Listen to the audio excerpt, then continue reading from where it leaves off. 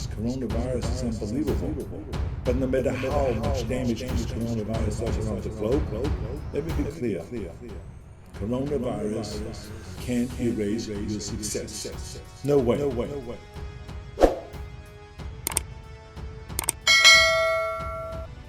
But life is messier than an Instagram feed. That's clear.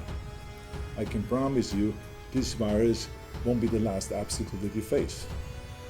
But it can help you prepare for the next one. That's what life is all about, is overcoming obstacles. You see, throughout the whole life you will see obstacles being thrown in front of you like that.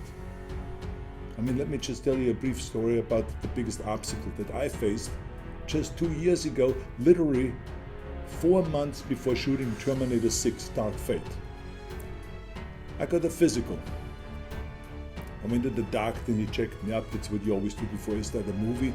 The doctor said you're in great health, but I would recommend that you go and replace your valve, your heart valve.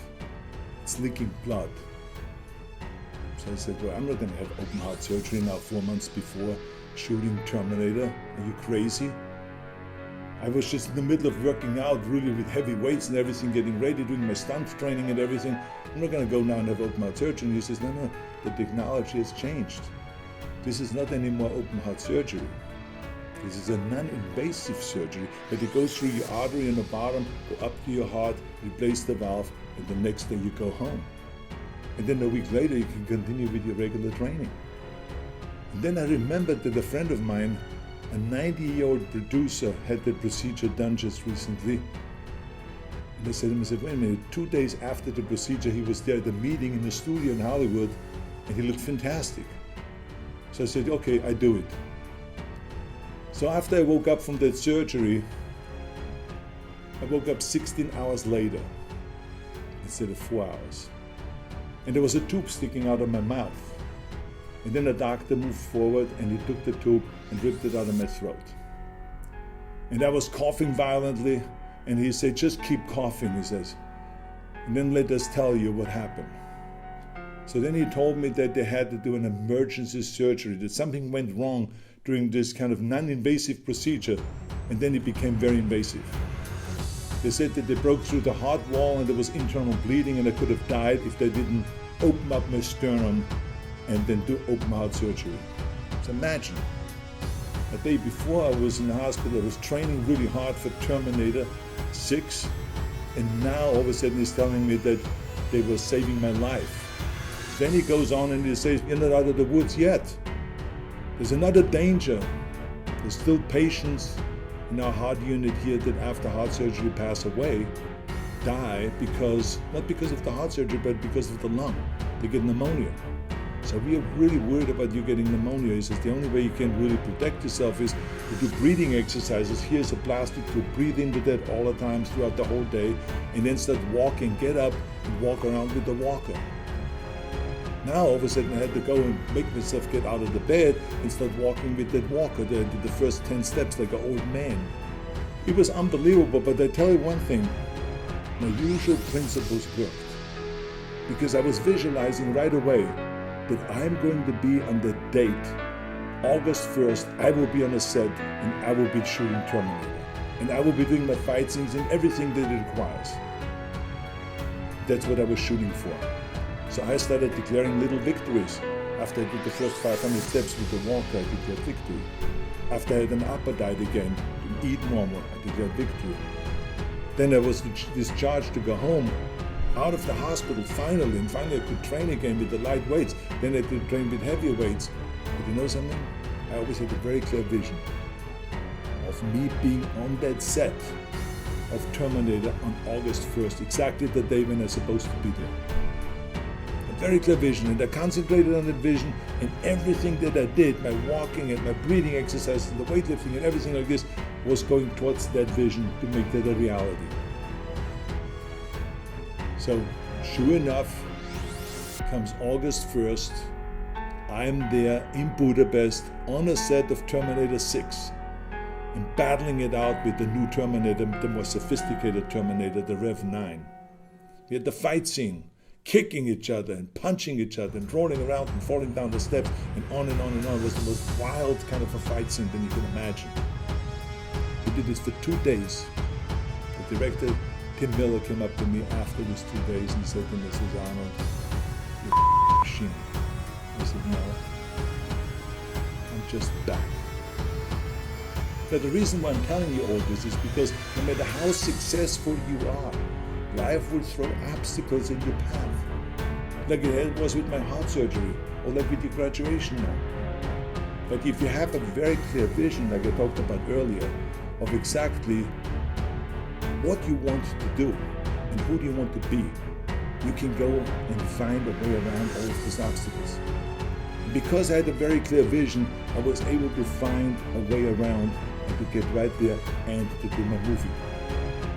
You see, the reason why I'm talking about the vision is because one time I gave a graduation speech. I remember it very clearly. The next day, I was celebrating with the students. And I was asking them, I said, "What do you want to do now with this degree? What do you want to do with this degree?" And they said to me, "Well, if I'm lucky, I maybe get a job." And they were all over the place with what they said, but they didn't have a very clear vision. As a matter of fact, one guy looked at me like a deer in a headlight, like, didn't even know what to say when I asked him about his vision, where he wanted to go. So I'm concerned that young people today don't have a clear vision. And that's a real problem because, you see, in America, we did a poll, and 70% of the people were not happy with their job, what they were doing during the day or at night. And think about that, 70% of the people are not happy with their work. Every day they go to work, they're not happy. That is a terrible statistic. I don't want you to be part of that statistic. This is why it is so important to have a vision. If you know your vision, your working will be fun.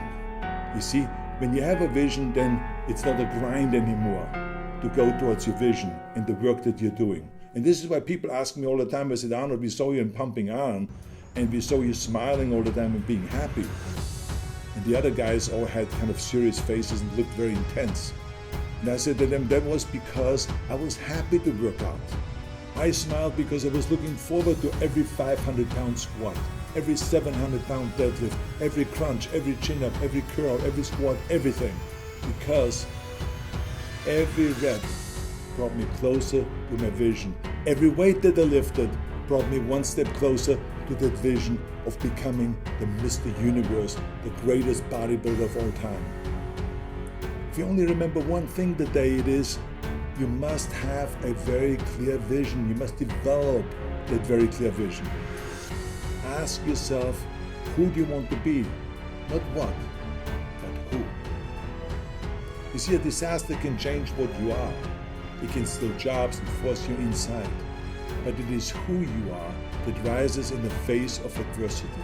And Marcus Aurelius, who was the great emperor in the Gladiator movie, who was one of the greatest minds among the Roman emperors, he said, "What stands in the way becomes the way." Now what does that mean? That means that a life will be always about obstacles in front of you. And it is the way to overcome these obstacles. There's nothing unusual. That's the way it is. So when you know your vision, every setback, every stepping stone, every struggle, all resistance builds your inner strength, builds your character, makes you strong as a person.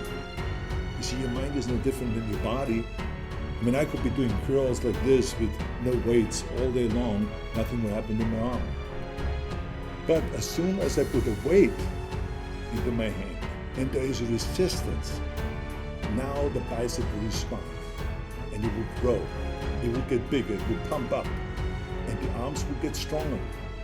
The same is true with the mind. Embrace the climb towards your vision and not just the selfie to take at the top, because the climb is what makes you grow and build who you want to be. You can ask any mountain climber that has climbed Mount Everest. They would tell you that it was the climb up to the top, to the peak, That was the learning experience. It was the thing that they will remember. Not just standing up there on top at that peak and doing their selfie and take the photograph and then have to turn around again right away so they make it down before it gets dark. That's the climb. And think back over the last 4 years. I mean, the struggle that you went through to get this degree now. The all-nighters before the test. The essays that required 2 pots of coffee. The study groups that you put together, and you came together to study together and struggle together. Those are the things that you will remember. Not just this degree. You are celebrating the journey today. Not just a piece of paper that you hang on the wall. This is nothing. I mean, we all have this piece of papers. But, I mean, let's be honest. This celebration, by the way, is not the end. Yes, it is the end of this particular chapter, but it is the beginning of your next climb. It is time to celebrate now, be in the moment, enjoy it, go all out. Yes, of course. But tomorrow, when this is all over, it is time to start developing your vision, and it's time to start climbing towards that vision. Thank you very much, all of you, for listening. God bless America, and God bless all of you around the globe. Hasta la vista.